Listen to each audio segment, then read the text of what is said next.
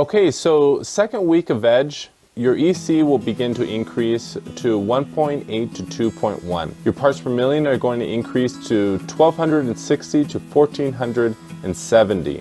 Your big bloom, you're still going to be giving it at a rate of 6 teaspoons per gallon.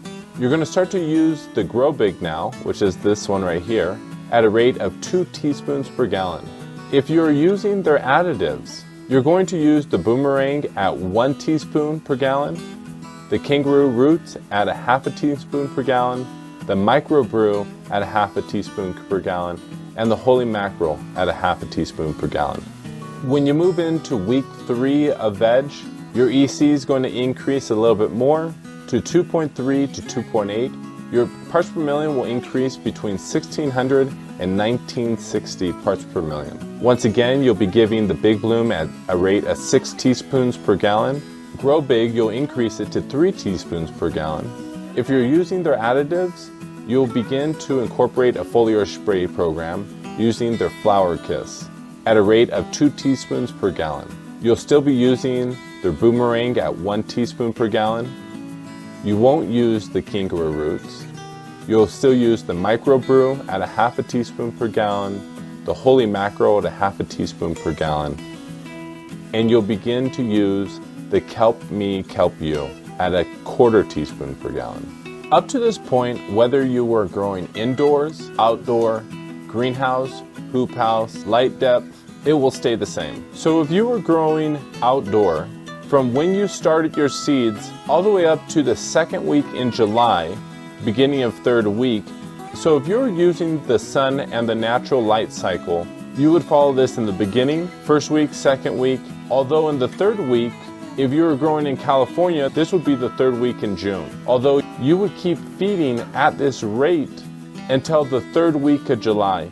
And then on the third week of July, going into the fourth week of July, you would then transition to line item number 4. If you were once again using the natural outdoor sun light cycle. If you were growing indoors, you have complete control over your veg time. So once again, your seedlings is right here, first week, second week, third week, and you would stay in this week until the week you chose to switch over from 12 on to 12 off. You would actually transition into week 4, the week before you switch over into flowering. So just to be a little bit more clear, let's say you were going to switch over to flowering on the 7th. Well, you would begin to give this on the 1st. This is a transition week right here. So during your transition week, if you're using the outdoor cycle, that would be the third week of July.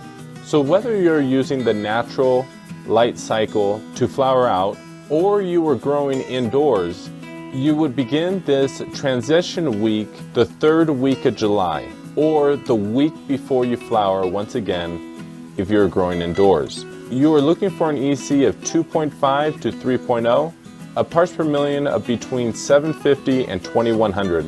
You'll be giving Big Bloom at a rate of 3 teaspoons per gallon, Grow Big at a rate of 3 teaspoons per gallon. If you're using their additives, you'll once again give a foliar spray program. I would recommend once a week at a rate of 2 teaspoons per gallon. You'll be using the Boomerang at 1 teaspoon per gallon, the KANGAROOTS at a half a teaspoon per gallon, the Holy Mackerel at a half a teaspoon per gallon, the KELP Me, KELP You at a quarter teaspoon per gallon, and you'll begin to use the Open Sesame, which is down here, at a quarter teaspoon per gallon. And just like Open Sesame says, it's going to start the flowers, opening your season, right? So Open Sesame. And right here you can see it is at a 5-40-10 if I am reading that straight. So it's going to be really promoting your root growth as well as starting your flower development in your P and K. Okay, so the start of the first week of flowering or your last watering in your veg week or your first watering in your first week of flowering, you're going to want to flush your plants. There is a lot of salts that you're giving your plants this week, and most likely if you're feeding your plants twice a week, then you're only watering your plants once a week.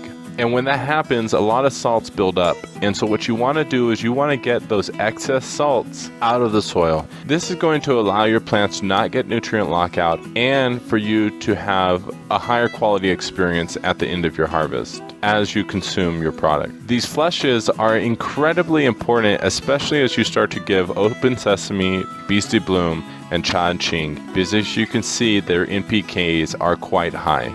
Wait! What are you buying retail for? Become a member and go direct to the manufacturer, as low as $50 a month. Learn more below.